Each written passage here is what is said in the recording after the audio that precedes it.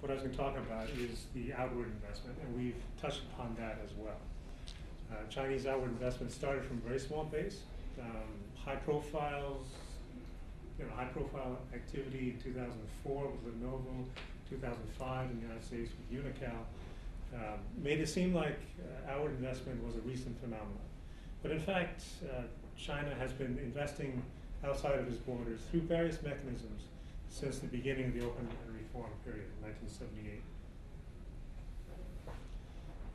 Recent reasons for Chinese overseas direct investment, or CODI, include these. Diversifying the foreign exchange reserves is one huge factor, as is finding the safe havens that we talked about earlier. Now, I'm sure all of you have seen the recent New York Times articles on outward investment by the elite, and the sums of money sent overseas is kind of staggering, in the $3.7 trillion or so.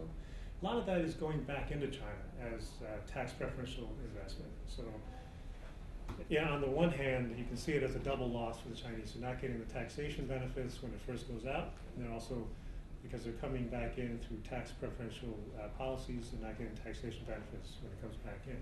But on the other hand, at least a lot of it is coming back in.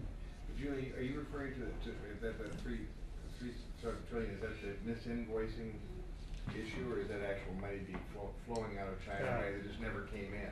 That's money that's gone out. And, how about the money that just never came in and stayed offshore? Right. Well, we'd have to dig down a little bit deeper. Okay. That's not what I'm talking about right now. Yeah. So as you look around where China is investing, table's a little bit is a little bit fuzzy, but there's a couple of patterns that we've been seeing. One for the developed countries will be the manufacturing and services sectors, and then lesser developed is natural resource, but not natural resource directly. We'll see in a little bit. Just very quickly, deals in the U.S. as of third quarter, just like little different breakdowns of what they're doing. Greenfield investment, and these are the different areas. Even though it does seem like the United States is not a logical destination for natural resource acquisitions, you will see the fossil fuel sector has received most of the investment from China. And that includes things like oil service companies who don't necessarily produce here in the United States, but have properties all over. So the other big part of that story is Africa. We've already talked a little bit about Africa. We're just diving a little bit deeper into the numbers. This is a chart of investment offers over the past year into Africa.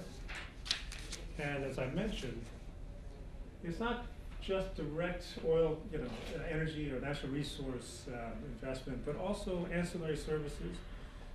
For example, if you look at railway and port construction, they add another 20% or so total investment into Africa. Arguably, it's not exclusively for extraction purposes, but obviously, again, railways and ports can support extraction.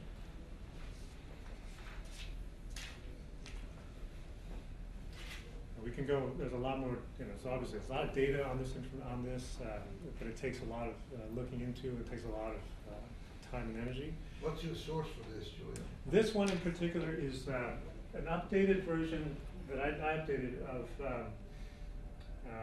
Stratfor, from Stratfor. You may have heard of them, a strategic consulting company.